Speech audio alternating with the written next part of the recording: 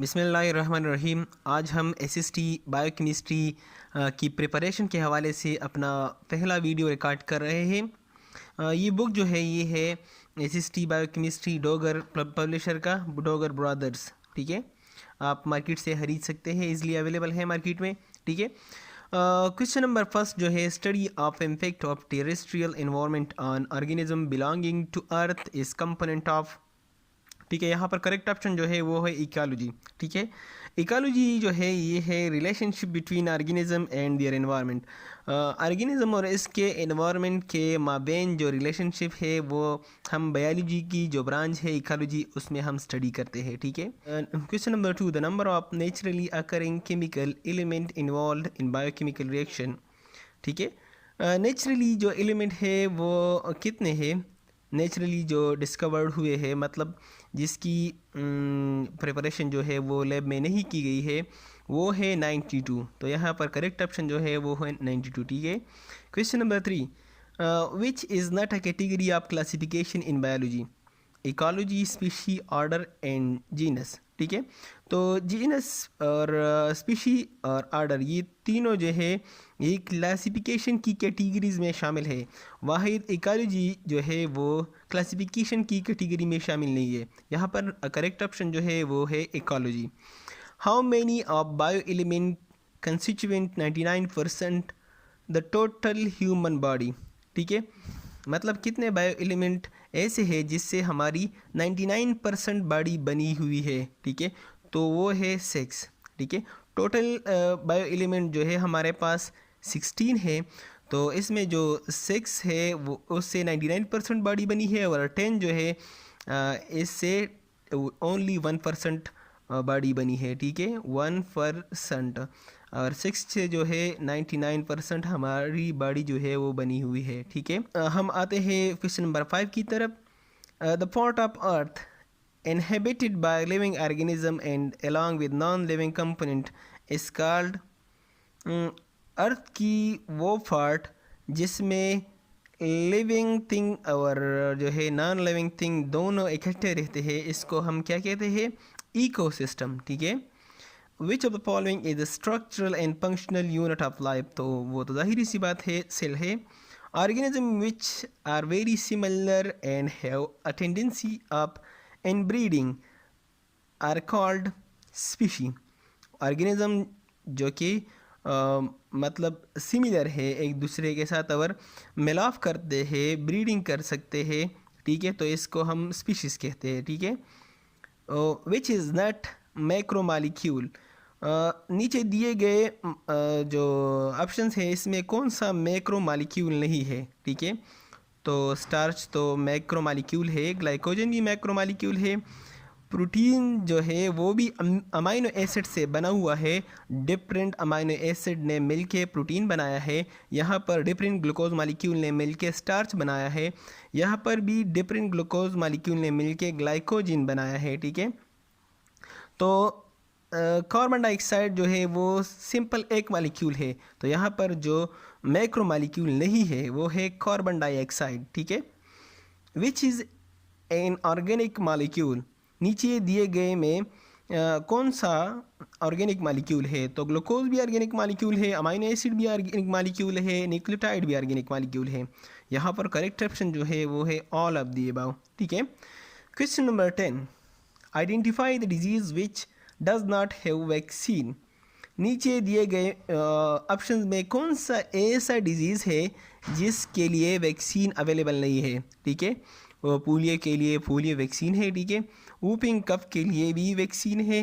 ठीक है, मीज़ल्स के लिए भी वैक्सीन है। ठीक है, वाहिद एड्स ऐसा मर्ज़ है जिसके लिए वैक्सीन अवेलेबल नहीं है। ठीक है, एड्स के लिए वैक्सीन अवेलेबल नहीं है, तो करेक्ट ऑप्शन यहाँ पर है एड्स। ठीक है, question number 11, in which treatment cancerous spot is expose to short wave radiation from the radio active material repeatedly at regular interval. यहाँ पर करेक्ट ऑप्शन जो है वो है रेडियोथेरापी। रेडियोथेरापी को समझते हैं। रेडियोथेरापी जो है वो एक मेडिकल ट्रीटमेंट है जिसमें हम हाई एनर्जी रेडिएशन की यूज़ करके, मिसाल के तौर पर एक्स रेज हो गए, गैमा रेज हो गए, या और किस्म के पार्टिकल्स बीम हो गए, इसके ज़रिए हम कैंसरियस सेल जो है इसको किल करते हैं, डैमेज करते हैं, ताकि वो आगे ज़्यादा ना फैले। ठीक है। Question number 12, in case of cloning the donor nucleus is taken from. तो यहाँ पर ऑप्शन ए जो है वो है oocyte, somatic cell, fertilized egg, Graafian follicle. Graafian follicle की जो बात है ये फीमेल में, मतलब ओवुलेशन से पहले जो स्ट्रक्चर बनती है इसको हम ग्राफियन फॉलिकल कहते हैं। ओसाइट जो है होता है, मतलब जो ओजेनेसिस होते हैं इसकी एक सेल को हम ओसाइट का नाम देते हैं। ठीक है। आगे डीप में अगर मैं जाऊँ तो ये वीडियो जो है वो लंबी हो जाएगी। यहाँ पर फर्टिलाइज्ड एग, यहाँ पर जो है मेल और प्लस फीमेल गेमीटोपाइड जो है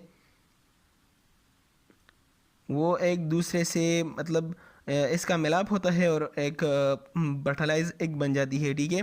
तो क्लोनिंग में हम सोमेटिक सेल का यूज़ करते हैं। डोनर न्यूक्लियस जो है वो हम सोमेटिक सेल से लेते हैं। ठीक है। मतलब बॉडी सेल, जहाँ एक जगह से हम सेल उठाते हैं और इसका यूज़ करते हैं। ठीक है। Body cell. Question number 13. Removal or degradation of environmental pollutants or toxic material by living organism is called bioelement, bioremediation, deterioration and none. यहाँ पर करेक्ट ऑप्शन जो है वो है बायोरिमीडिएशन। ठीक है। Question number 14. A structure within a cell that perform a specific function is called protein, organ system, organelle system. ये तो जाहिर सी बात है, सेल के अंदर जो फंक्शन होती है वो तो ऑर्गेनेली होती है, और हर ऑर्गेनेली जो है इसकी एक स्पेसिफिक फंक्शन होती है, जैसा कि माइटोकॉन्ड्रिया है, power house of the cell, ribosome, factory of protein, और भी मुख्तलिफ किस्म के पार्ट्स हैं। न्यूक्लियस जो है वो है ब्रेन ऑफ सेल, मतलब मुख्तलिफ किस्म की एक्टिविटीज़ सेल्स की कंट्रोल करते हैं। ठीक है। तो यहाँ पर ऑर्गेनेली जो है वो करेक्ट ऑप्शन है। Question number 15. Members of one species inhabiting the same area is called, मतलब सेम स्पीशीज़ है और एक जगह पर रहते हैं तो इसको हम पॉपुलेशन कहते हैं। ठीक है। A group of similar cell that perform a specific function is called, ये तो जाहिर सी बात है, tissue. Question number 17. Branch of biology that deal with the use of living organism system और processes in manufacturing and service industries is called.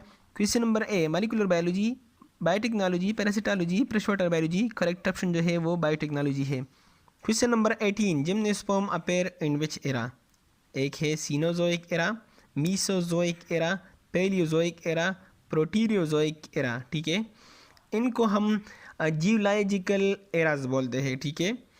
इसलिए इस पर हम अगली लेक्चर में एक अलहदा क्लास अरेंज करेंगे जितने भी जियोलॉजिकल एराज है। ठीक है। तो यहाँ पर करेक्ट ऑप्शन जो है वो है पैलियोजोइक एरा। ठीक है।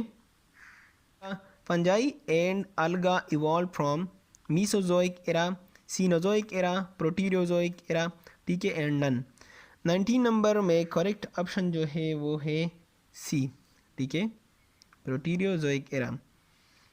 Question number 20.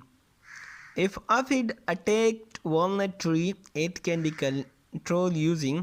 aphid जो है ये एक किस्म का इंसेक्ट है, ये walnut ट्री पे अटैक करता है। ठीक है। इसके लिए जो है इसकी जो नेचुरली एफिड के नेचुरल जो एनिमी है इन तीनों में, तो वो है वास्प। ठीक है। वास्प जो है वो एफिड का नेचुरल एनिमी है। इससे जो तबाही मिलती है वो हम वास्प के ज़रिए कंट्रोल कर सकते हैं। ठीक है।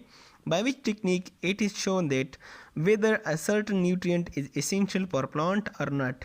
ठीक है। एक transgenic plant, hydroponic culture technique, tissue culture technique, genetic engineering.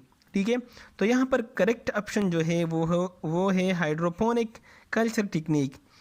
Hydroponic culture technique में हम प्लांट जो है इसको हम सॉइल से बाहर एक क्या है एक और मीडियम में, कल्चर मीडियम में ग्रो करते हैं। ठीक है।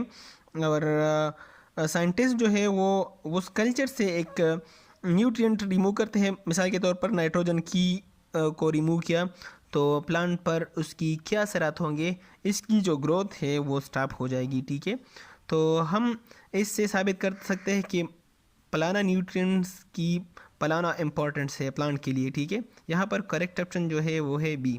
ठीक है, which of the following ways AIDS can be spread blood transfusion, तो है सर्जिकल इंस्ट्रूमेंट कंटामिनेटेड, तो ऑल ऑफ द अबव। ठीक है, which one of the following is employed in treatment of cancer, chemotherapy, radiotherapy, antibiotics, vaccination.